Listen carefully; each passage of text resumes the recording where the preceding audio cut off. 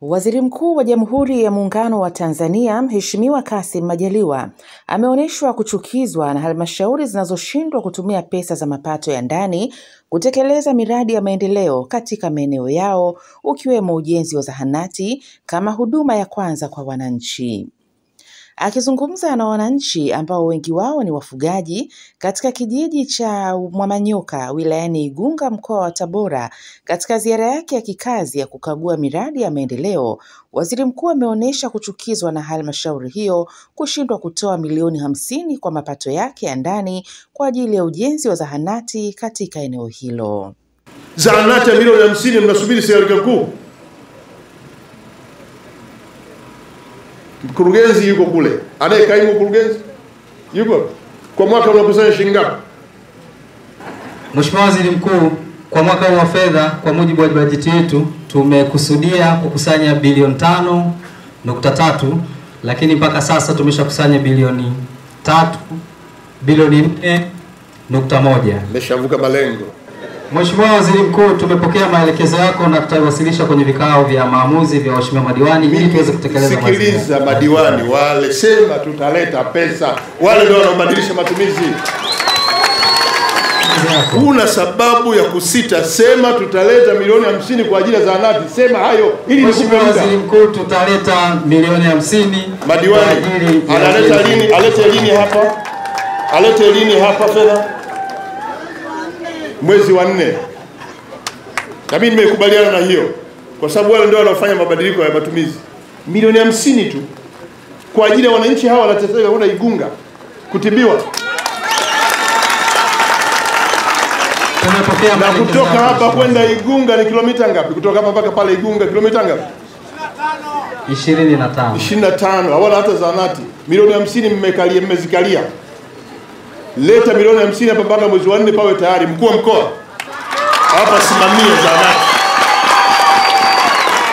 Akiwa katika jimbo la Manonga wilayani Igunga, Waziri Mkuu amewaagiza wakuu wa wilaya nchini kote kuwasimamia watendaji katika maeneo yao ili waweze kukamilisha miradi ya maendeleo ambayo inatekelezwa katika maeneo hayo kabla ya uchaguzi mkuu. Wakuu wa wilaya, simamieni kuanzia mwezi wa 3 kwenda mpaka mwezi wa 8 hii miradi iliyochelewa yote ikamilike, ili Chama cha Mapinduzi kwenye ngazi ya wilaya kiwe na uwezo wa kusemea miradi hiyo.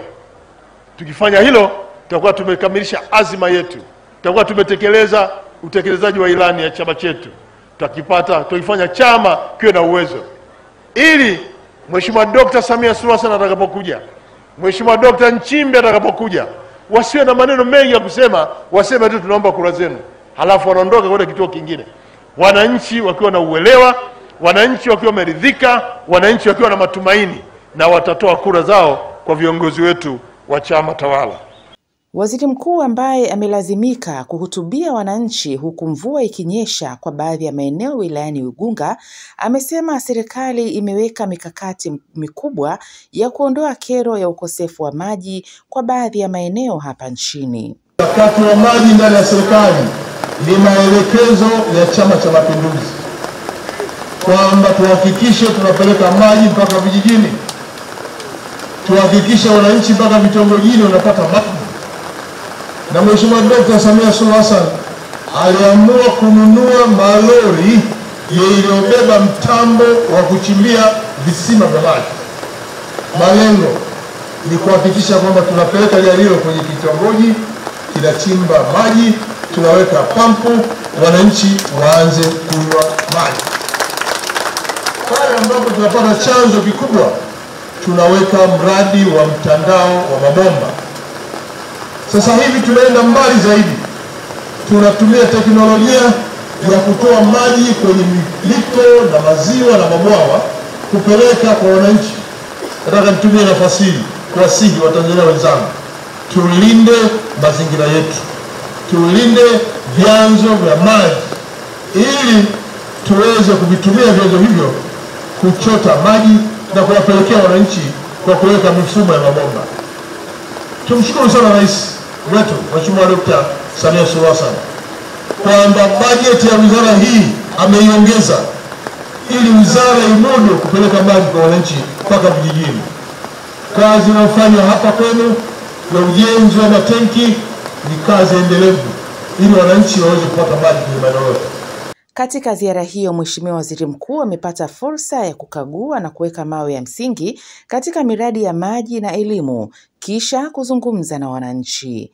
GMTV Igunga.